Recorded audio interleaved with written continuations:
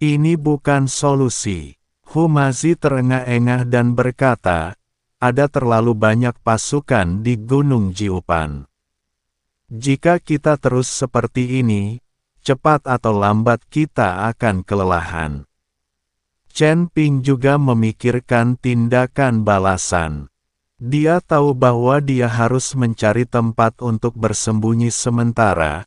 Kalau tidak, dia tidak akan bisa melanjutkan penyelidikan kebenaran di balik kematian keluarga Hu. Tepat pada saat itu, sebuah lembah besar muncul di depan. Pintu masuk lembah diselimuti kabut, dan beberapa reruntuhan arsitektur kuno dapat terlihat samar-samar. Apakah itu? Lembah Luoxian. Mata Humazi berkilat terkejut.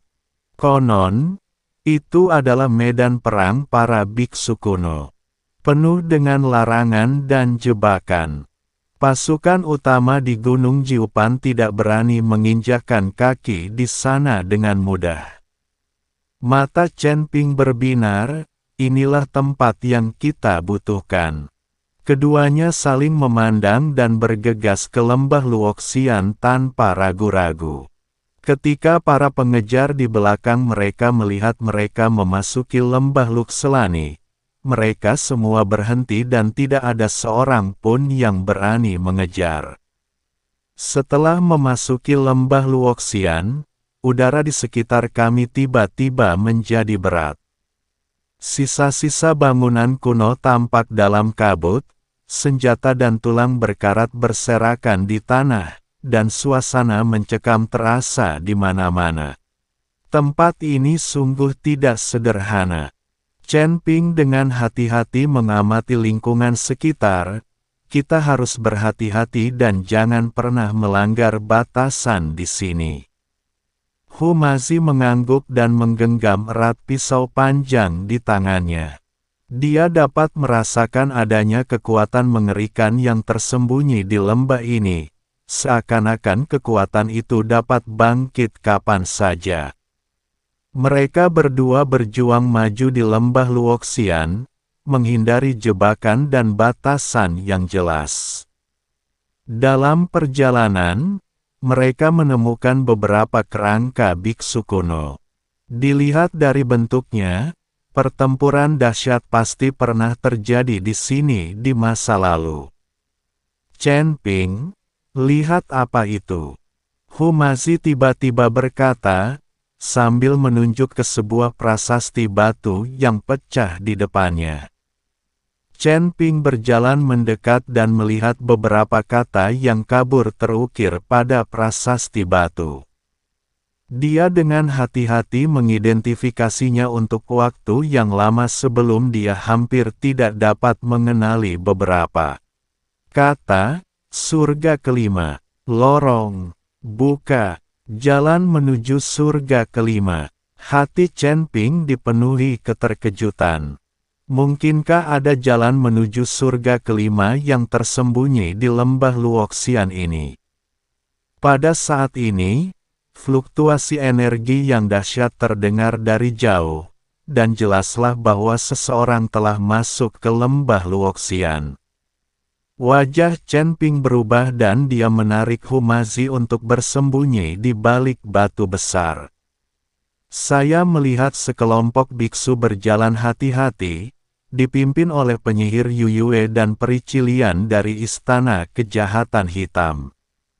Di belakang mereka ada puluhan kultivator alam abadi duniawi, dan jelas terlihat bahwa dua kekuatan besar telah bergabung.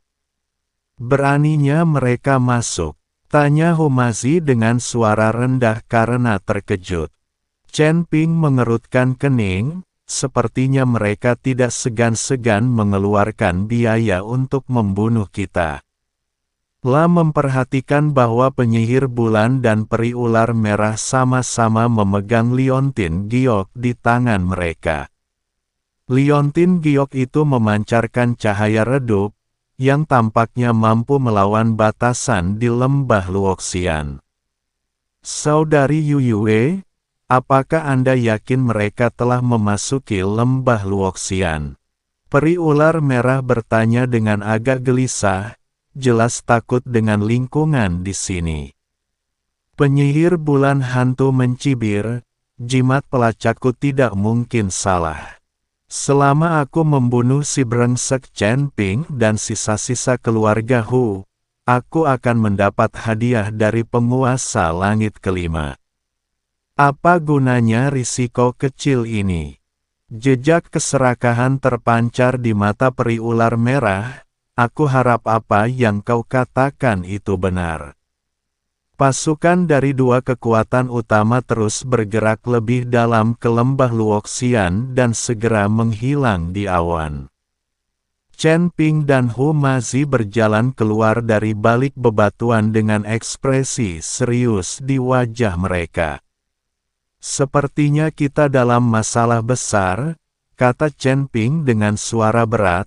Mereka benar-benar tahu tentang surga kelima, dan tampaknya mendapat dukungan dari petinggi surga kelima.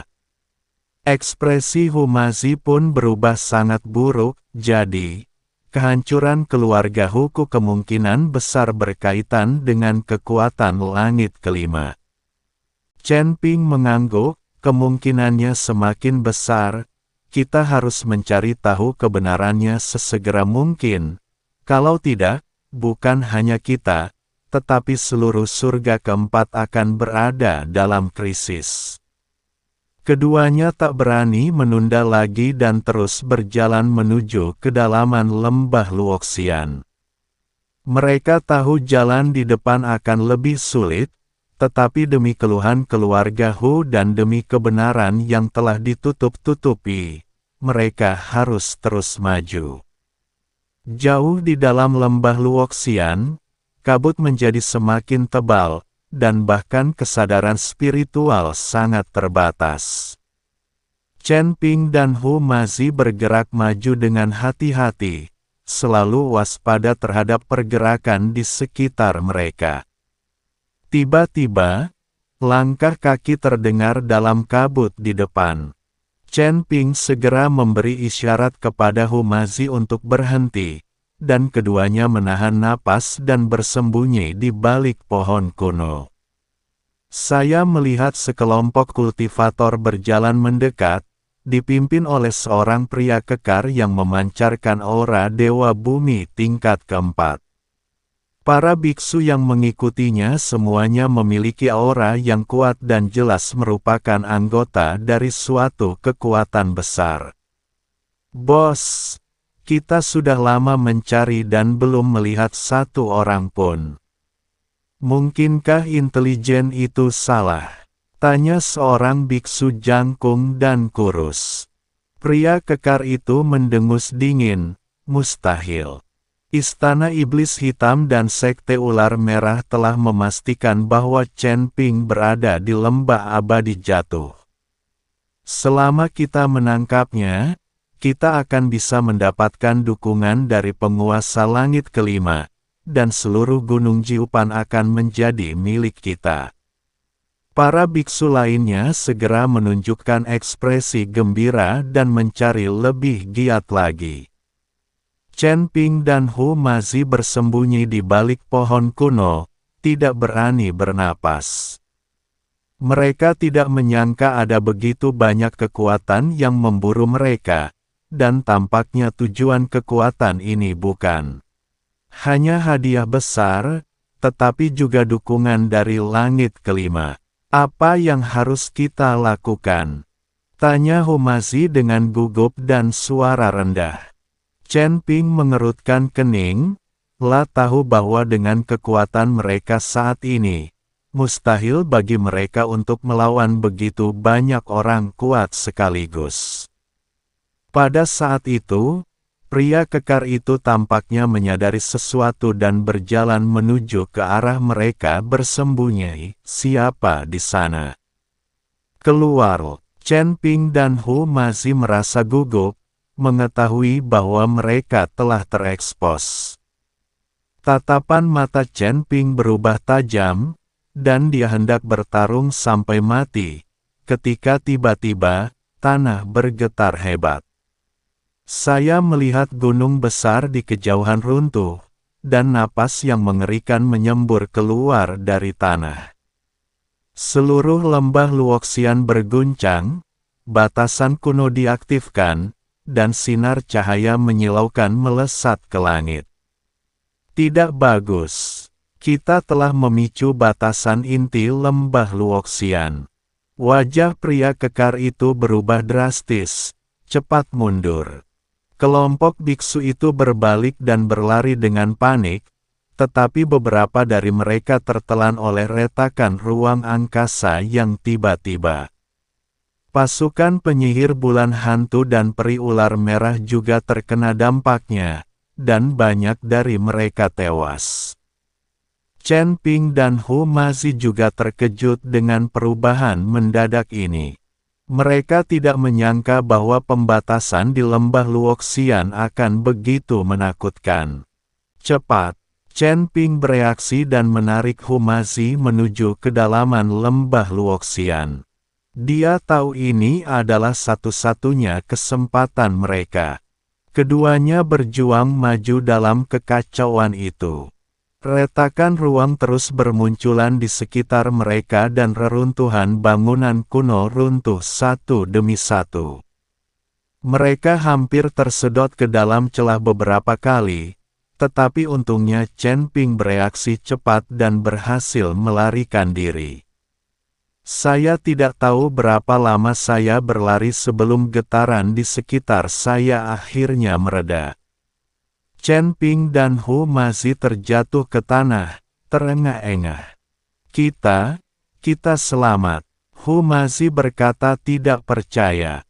Chen Ping mengangguk, melihat sekeliling, dan mendapati bahwa mereka telah sampai di tempat yang aneh. Tidak ada awan atau reruntuhan arsitektur kuno di sini, hanya altar besar dengan ukiran rune misterius di sekitarnya. Tempat, apa ini?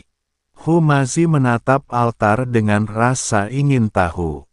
Chen Ping berjalan ke altar dan mengamati rune dengan saksama. Tiba-tiba, matanya tertarik pada sebuah prasasti batu di tengah altar. Apa yang terukir di prasasti itu ternyata adalah jalan menuju surga kelima. Jadi begitu. Chen Ping tiba-tiba menyadari, memang ada jalan menuju surga kelima di lembah Luoxian, tetapi cara untuk membuka jalan itu adalah dengan mengaktifkan pembatasan inti di sini. Pantas saja pasukan itu berani memasuki lembah Luoxian. Target mereka bukan kita sama sekali, melainkan jalan menuju surga kelima. Hu Mazi pun mengerti, dan raut wajahnya berubah sangat jelek, jadi, kita sudah dijadikan umpan sejak awal. Chen Ping mengangguk, kemungkinan besar. Penyihir bulan hantu dan peri ular merah pasti sudah tahu cara membuka lorong itu sejak lama. Mereka sengaja mengeluarkan perintah berburu untuk menarik semua kekuatan besar ke lembah abadi yang jatuh dan menggunakan darah kita untuk mengaktifkan pembatasan inti. Pada saat ini, rune di sekitar altar tiba-tiba menyala, dan celah ruang besar perlahan terbuka di atas altar, memancarkan aura unik dari surga kelima. Salurannya terbuka, kata Hu Mazi dengan gembira. Chen Ping mengerutkan kening, dia merasakan beberapa aura kuat mendekat dengan cepat. Rupanya, penyihir bulan dan peri ular merah juga telah tiba. Ayo pergi. Chen Ping mengambil keputusan cepat dan menarik Hu Mazi ke celah angkasa. Dia tahu bahwa hanya dengan pergi ke surga kelima dia dapat menyingkirkan para pengejar ini dan mengetahui kebenaran tentang kematian keluarga Hu.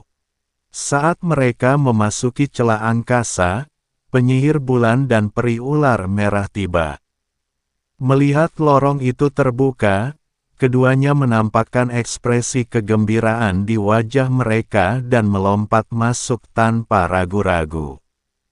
Retakan ruang angkasa itu perlahan tertutup, dan lembah Luxelan kembali damai lagi, seolah-olah tidak terjadi apa-apa. Hanya tulang belulang dan reruntuhan yang berserakan yang menceritakan apa yang terjadi di sini.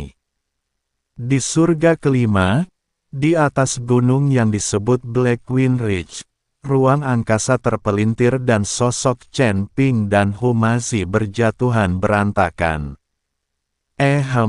Kedua lelaki itu jatuh tersungkur ke tanah dan tidak dapat menahan batuk. Energi spiritual langit dan bumi di surga kelima beberapa kali lebih padat daripada energi spiritual di surga keempat, sehingga agak sulit bagi mereka untuk beradaptasi untuk sementara waktu. Apakah ini surga kelima? Humazi melihat sekeliling dengan rasa ingin tahu. Pegunungan Black Wind Ridge lebih megah daripada pegunungan di langit keempat. Langitnya berwarna ungu muda dan udaranya dipenuhi energi spiritual yang kaya. Chen Ping mengangguk, merasakan kekuatan spiritual di tubuhnya pulih dengan cepat berkat asupan energi spiritual surga kelima. Ya, ini surga kelima. Tapi kita harus segera pergi dari sini. Siapa tahu penyihir bulan hantu dan yang lainnya akan menyusul kita. Saat keduanya berdiri, mereka tiba-tiba merasakan aura kuat mengunci mereka. Wajah Chen Ping berubah, dan dia menarik Humazi untuk melarikan diri, tetapi dihalangi oleh cahaya kemasan. Seorang biksu paruh baya yang tinggi muncul di hadapan mereka. Tingginya 2 meter, dengan punggung lebar dan bekas luka di wajahnya, telah memancarkan aura mengerikan seorang dewa bumi tingkat 5. Kamu dari surga keempat. Biksu setengah baya itu bertanya dengan dingin, dengan kilatan tidak bersahabat terpancar di matanya. Hati Chen Ping mencelos, tak menyangka akan bertemu pria kuat tepat setelah mencapai level kelima. Dia menggenggam pedang pembunuh naga di tangannya dan menatap lawan bicaranya dengan waspada, "Siapa kau? Kenapa kau menghalangi jalanku?" Biksu setengah baya itu mencibir, "Di Black Wind Ridge ini, tak seorang pun berani berbicara kepadaku seperti ini. Akulah penguasa Black Wind Ridge, Taois beruang hitam. Kalian berdua tampak asing. Kurasa kalian anak-anak muda yang baru saja datang dari surga keempat. Kebetulan aku sedang membutuhkan 2 pelayan baru-baru ini. Jadi aku memilih kalian berdua. Dan kau, seorang kultivator dari alam Sanxian, telah mencapai tingkat kelima, jadi kau pasti memiliki sesuatu yang luar biasa. Jadilah pelayanku, dan tak seorang pun akan berani menindasmu." Taois beruang hitam mengatakan ini dengan nada sombong. Humazi berteriak dengan marah, "Kau bermimpi. Kita bukan buah kesemek lunak yang bisa dimanipulasi orang lain.